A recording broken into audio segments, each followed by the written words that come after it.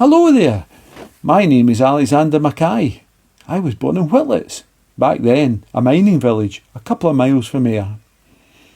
I was born on the 25th of March 1890. I was named after my father, Alexander, who was a labourer at the coal mine. My mother was called Maggie. I was the 7th of their 9 children.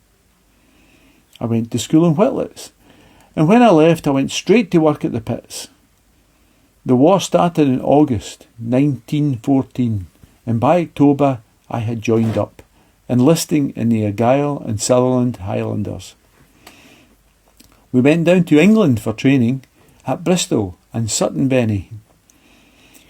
It was while we were there in early 1915 that I heard my mother had died. Just a month later, I was informed that my young nephew Adam, who lived with us in Whitletts, had been killed in action in Belgium. On the 15th of September 1915, we set sail from Folkestone. First we went to France, but we were only there for a few weeks before being transferred south to Marseille and put aboard another ship. This time our destination was Salonika in northern Greece. We got there in November 1915. We were fighting the Bulgarians, but we weren't prepared for the conditions. That winter was bitterly cold, with snow and icy winds. Hundreds of us got frostbite. Anyway, we got through the winter, and then spring, and eventually summer arrived.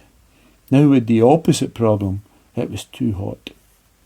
Soldiers were collapsing with heat stroke, and disease was rife.